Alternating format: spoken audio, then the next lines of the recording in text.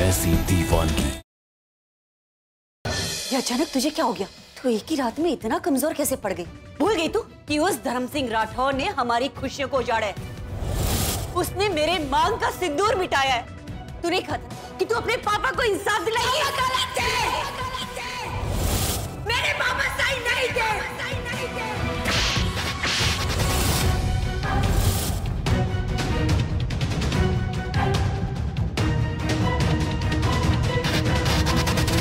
ये लड़की मेरे बेटे की जिंदगी में रहने के लायक नहीं। वो रिश्ता झूठा था। ये सिंदूर वो अग्नि को साक्षी मानकर लिए गए फेरे झूठे थे। तुझे मेरे बेटे के नाम का मंगलसूत्र पहनने का कोई हक नहीं है।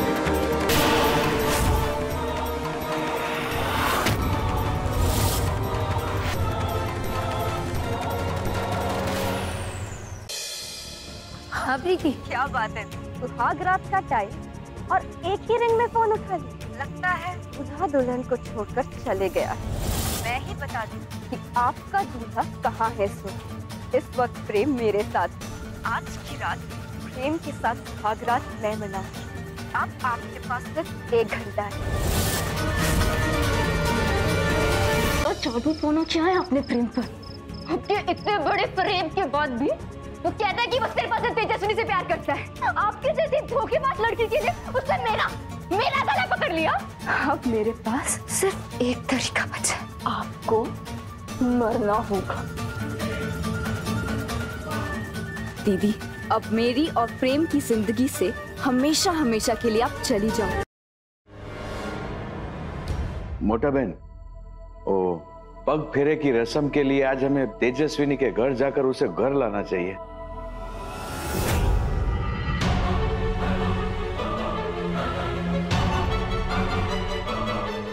तेजस्विनी तो यहाँ नहीं है, फिर कहाँ गई होगी?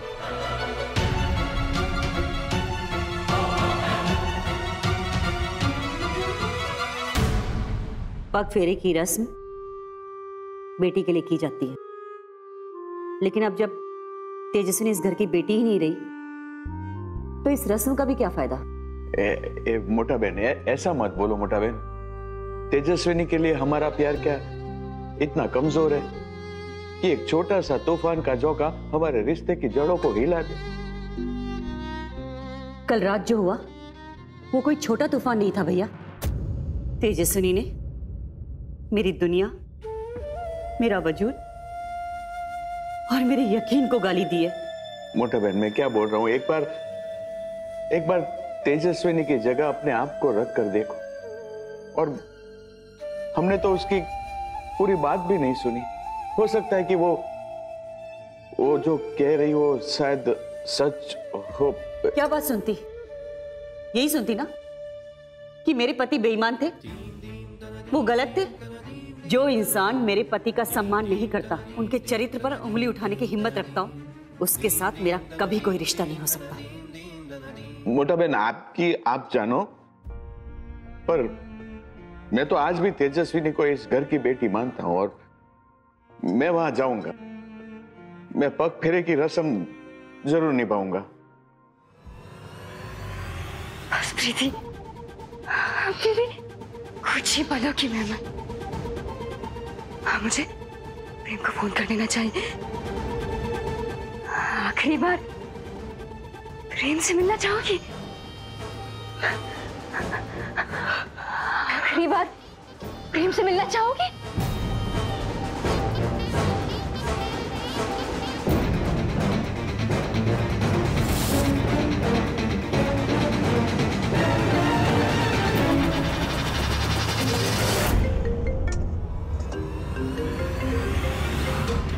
मेरा फोन उठा लो प्रेम, वरना बाद में बहुत पछताओगे।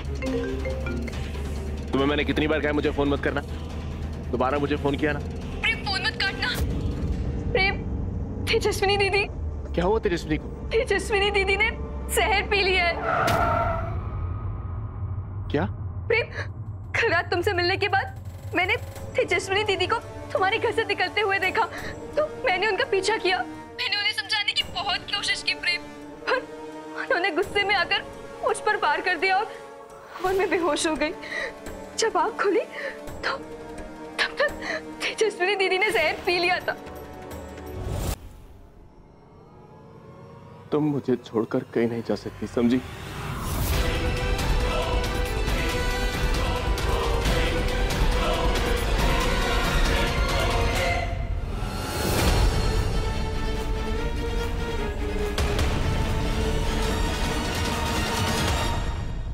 मुझे प्रेम के साथ हॉस्पिटल जाना चाहिए। कहीं दीदी ने मुंह खोल दिया तो?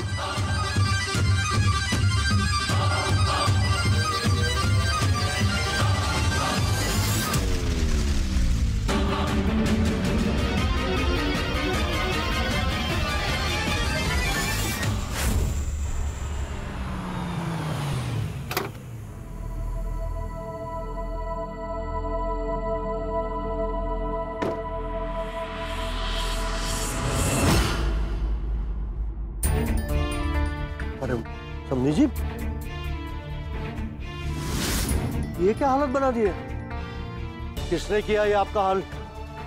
कुछ बताएंगे समझी जी, ये हालत किसने की आपकी? बेटी के ससुराल आया था, सोचा बिखरे हुए रिश्तों को संभालने की आखिरी कोशिश कर लेता, पर लगता है ये नफरत की दीवार कभी नहीं गिरेगी।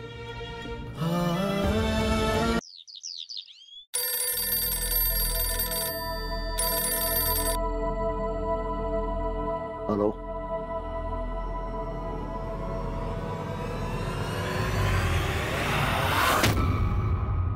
क्या?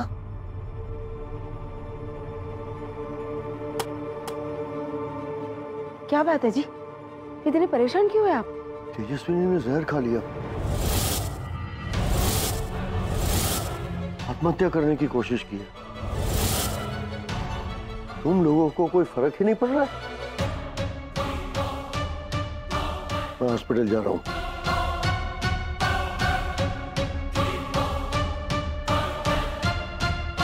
अच्छा, तुम लोग नहीं आना चाहते हो? बैठो यहाँ, मैं जा रहा हूं।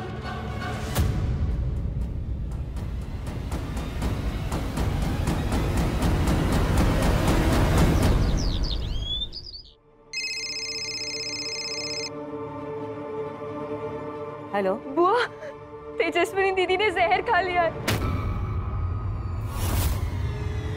दीदी को अभी अभी गांधी हॉस्पिटल लाए।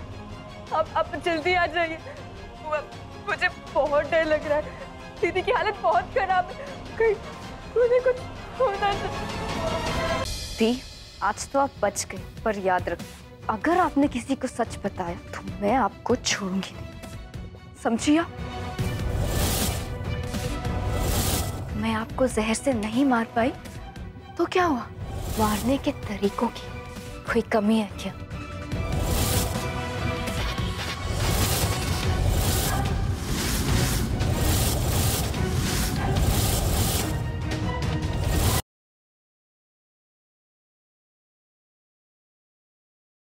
कभी कोई भी काम होता तो मैं तुझे बुला लेता था, तो वो सब भी तुझ पर बोझ ही था ना। अपने हर परफॉर्मेंस से पहले तुझसे कमेंट्स मांगता था, वो सब भी बोझ ही था।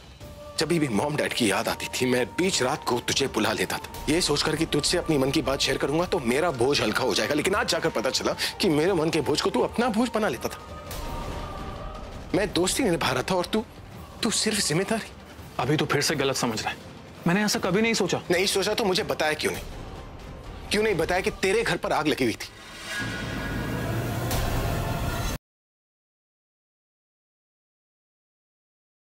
जिसे हम सबका मर्डर प्लान किया था, और तुम्हारा उसके साथ चक्कर कैसे चल सकता है? वो लड़की तो इतनी बुरी है कि हम सबको उससे नफरत करनी चाहिए। एक्चुअली मैं तो उसी का साइड दे रही थी, और जब तक राखी आंटी ने ये नहीं कहा ऋषभ को कि प्रीता की हेल्प नहीं करनी चाहिए, तो उसके बाद जब मेरी सासू माँ ने ऐसे कहा तो मैं ऐसा कैसे कर सकती हूँ?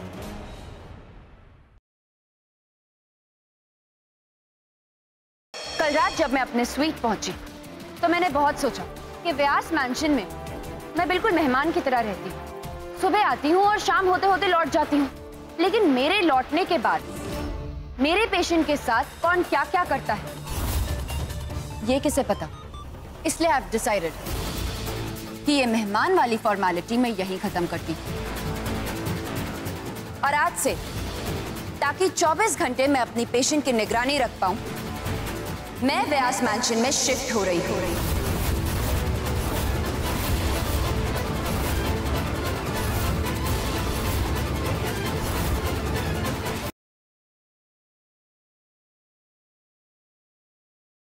सेठ जी, कुछ ढूंढ रही थी आप? हाँ, जहर ढूंढ रही थी। सोचा कि देवसू के प्रमुख सुरक्षा रक्षक को ही खिलाकर देखूं। अगर मैं अपने हाथों से अपने पति को मार सकती हूँ तो तुम्हारे पति के साथ मैं क्या कर सकती हूँ?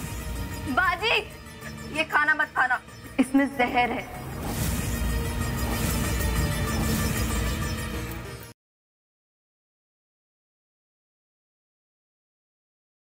सरदार शरीफ सिंह आपका पागल दामाद है। अपने कॉन्टैक्ट को कांटेक्ट करके सरदार शरीफ सिंह शर्मिंदा की डिटेल्स का पता लगाओ। वो देखो सच्चाई की नकली मूंछ निकले जा रही है।